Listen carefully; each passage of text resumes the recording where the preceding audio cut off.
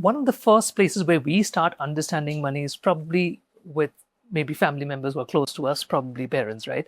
And one of the first common few things that you hear is, hey, the moment you get a job, buy a house, get into the EMI trap, right?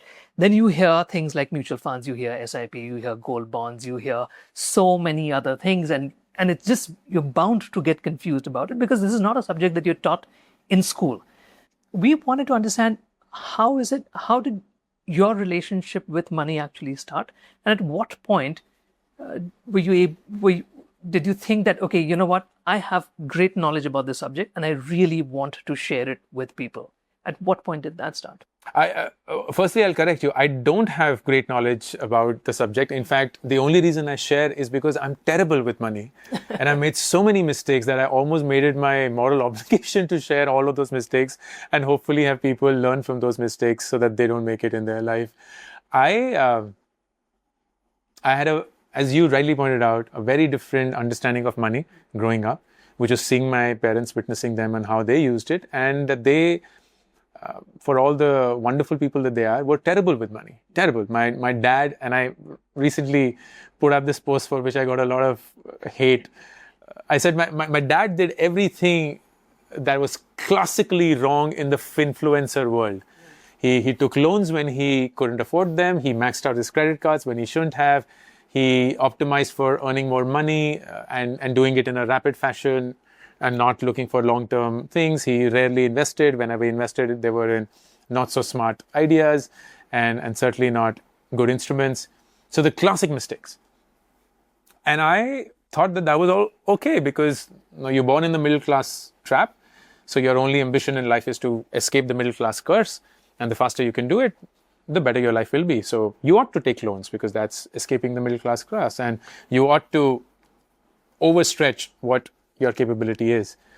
And I did that for the longest time until I realized it wasn't working for me. So as late as I would say 30, 32, 33 years of age, I was living a very different playbook from what I'm living today. I was only much later in life at that point where I realized that all of what I'd learned about money was wrong. And everything that I had done was just so stupid, despite going to the best schools and surrounded by the best people and blah, blah, blah. I just changed and thankfully recovered. I know of so many people who wouldn't have recovered for no fault of theirs because it was just too late. And I wish people were taught about money in the right way.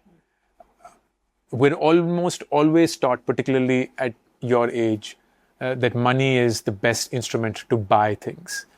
And you can buy that phone, you can buy that car, you can buy that house, you can buy those shoes, you can buy that gear, you can buy those blah, blah, blah. And I argue that the best use of money is actually not to buy things, but to buy you your freedom. Freedom to live life the way you want. Like you want to work in a job or not work in a job, money can give you that freedom. You want to work in Delhi or move to the mountains, money can give you that freedom. You want to work with this person or not work with this person, money can give you that freedom. You want to lead a certain lifestyle, eat a certain diet or not, money can give you that freedom.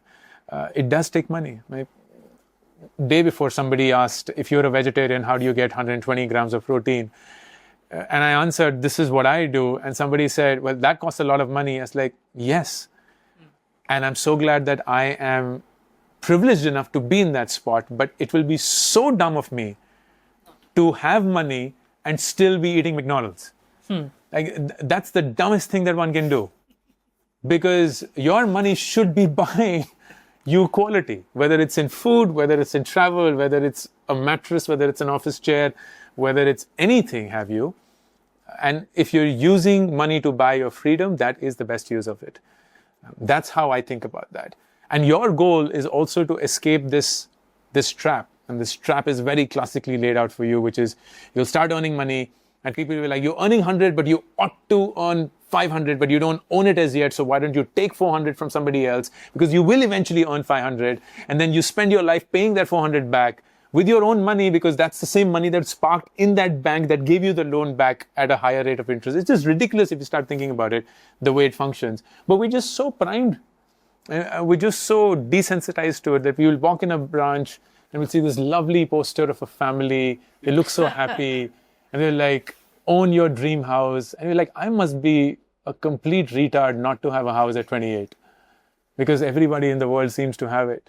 And then there'll be somebody who will be selling you that home loan. And you're like, yeah, let's go for it because I now own that much. And that's it. You're trapped for 25 years.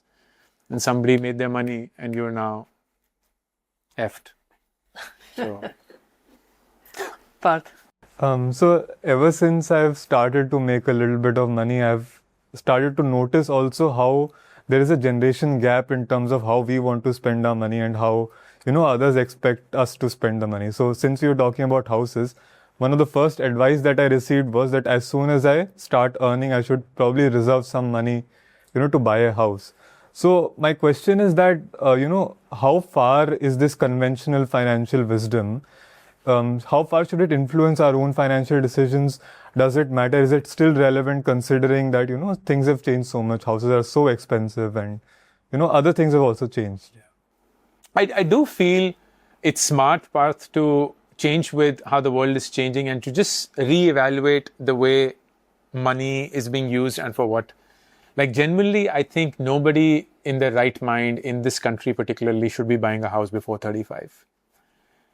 It's wonderful to own your own house and everybody should have their own house. But to do it early on is not the most prudent thing to do because it's just so cheap to rent a house. Like for example, we're in one of the poshest colonies of Delhi. If you were to buy any of these houses, there's no way that any of you can, I can, anybody else perhaps in this room can. But I can assure you that if you were to just pool in money, all of you could happily rent this place. It's a 5-bedroom, 4-bedroom unit. Everyone will have this nice, lovely bedroom to yourself. And you will just live like a king and a queen. And it wouldn't be a significant outflow. And you could do that for the rest of your life and never own a house. But there is something about owning a house in our country. So when I make this, let's say, video, which is a very practical video with an Excel sheet and blah, blah, blah, people are like, yeah, but you're not really aware of the practicalities. For example, a lot of people told me, I'm a guy and I'm not going to get married if I don't have a house. Simple as that. Which maybe for us educated people, we're like, what the F is that person talking about? But it is a reality for 90% India. That the daughter's family will come in, it's like, yeah, what creds does your son have? Well, he's IIT IIM. Yeah, but does he have a house? No. Well, the next guy does. And that's it. Khatam. Now, you don't argue with that through an Excel sheet. But if you are in a position where you don't have to face any of this, just be smart about your money. Rent out things because the long-term approximation of that is far lesser than the ownership of it.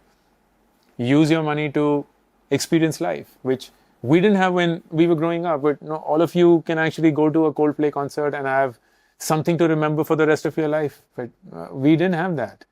We had Appu Ghar, and that was not as memorable.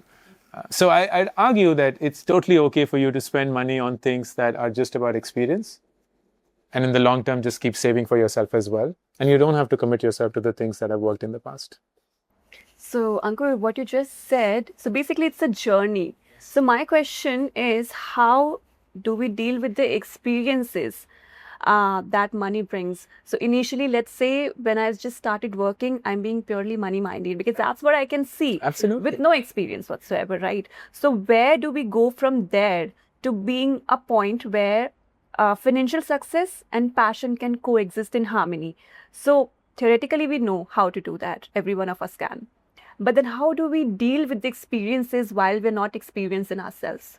I feel that the practical way will be to just, and maybe it's a boring answer, but it's just simple budgeting. Like if you earn 100, budget some for your experience, budget some for your desires, budget some for your investing, budget some for your needs, and just stick to that budget. So you know that you have an operating boundary. Here's an example. If you, let's say, do want to go to a Coldplay concert because that's the experience you want to live. And let's say it's an expensive ticket. But the amount that you save every month towards a desire, you just tell yourself, I now need to save that amount for 6 months before I can afford that Coldplay ticket. And you plan for that. It brings in a certain level of discipline. It brings in a certain level of patience. You learn a lot through that process. You also get what you truly want, and you haven't compromised anything on the other elements of investing or your needs or any of that. That is the prudent, disciplined way of living life. You create boundaries, you operate on those boundaries, and you allow those boundaries to coexist as against just have one of them supersede everything else. I wanted to kind of push back a little bit or like personalize what you said right now. For me, I feel like whenever I spend money, like as you said, on things like travel or new experiences that I value a lot, but I feel a sense of guilt doing that. Because, I mean, in the global climate that we live in, the world that we live in, so many horrible things happen. There are people that are struggling all around us on a daily basis. So how is that something that you can balance? Or like, how do I find purpose or do things for myself while also living in a world like this? The true answer of that, and I do respect where you're coming from, is ask the opposite question. If you were to not do that, is the world getting a better place or not? If you were to truly be all sacrificing and, let's say, helping others, not catering to your needs, but to the needs of others and so on, is it really helping? I'd argue the answer is no.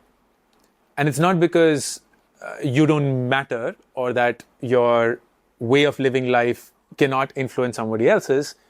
Is because you're looking at a microcosm of a cause and you believe that you have a significant impact over that. But the reality is, if you were to zoom out and look at the true problem, it's such a meaningful problem that it can only get solved at a governance level or at a really big institutional level. The individual should only spend their time in influencing what they can influence. And I often argue it can never and should never come at the expense of their own happiness. Because then you become bitter. And bitterness is when you, and I'm not saying you become that grumpy old person who's saying, ये दुनिया तो बेकार है, हमारे time पे ये होता था, देखो अब यहाँ क्या हो रहा है, ये सब वगैरह, which doesn't make any sense and does not help anyone, but they're just bitter because they didn't lead their life in the way that they wanted to, and they ended up seeing that all the sacrifice that they made didn't amount to anything either. So always ask the other question. And I often ask this. Like I genuinely say, hey, if I were to take a business class flight, I know that there is a carbon footprint that I'm leaving behind, which I'm not proud of. If I take an economy class flight, I know that I'm doing something better for this. But if I don't take that business class and instead go for economy, is the world getting better or not? Is that one seat which I am not buying, not getting flown, not getting sold, not getting sat on? Is the world collectively deciding, you know what, there is this complete withdrawal of business class appetite and we should just eliminate this class completely and just have more people sit in and go full economy? Or is it the other way around where now flights will be only business class because there's suddenly so much of demand on it? It's not an easy question to answer. It's a very painful question to ask.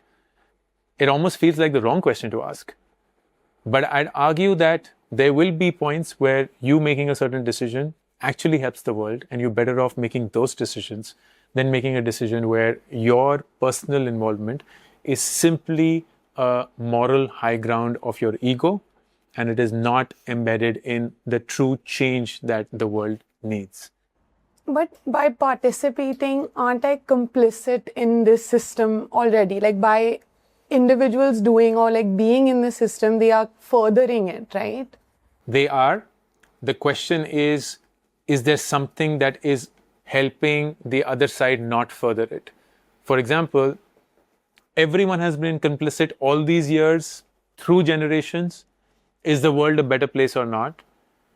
If I were to set aside just the mental health of the world for 1 second, on any parameter that you pick up, any at all, whether it's poverty, whether it's health, whether it is healthcare, whether it is wars, despite what's happening right now, on every metric possible, the world is a better place than it used to be 50 years back.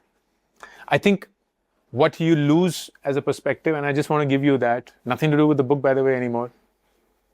The life that all of you live is better than what the richest person on earth had 100 years back.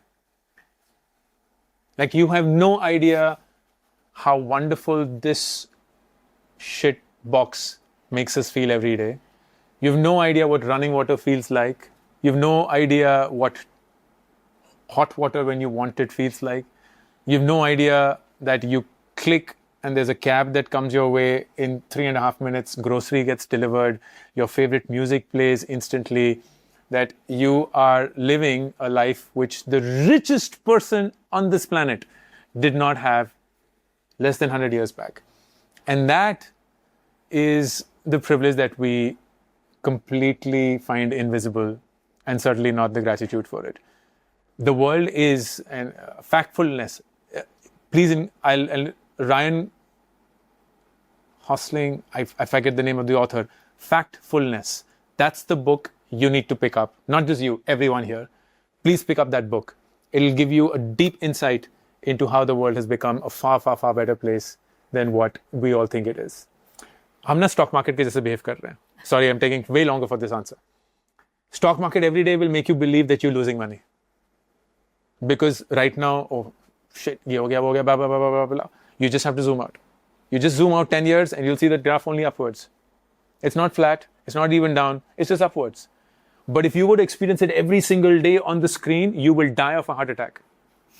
But if you were to just fill that in with money and leave it for 10 years and just go into a coma and just wake up 10 years back, you'll be like, oh wow, the world is so amazing. I just suddenly got 12% year on year for 12 years. I tripled my money. But the daily vagaries of it will make you feel like it's a shitty place to be in. That's exactly what happens on a daily basis. There are people dying, of course, yes. But people dying are far lesser than what they used to be 10 years back. Of anything.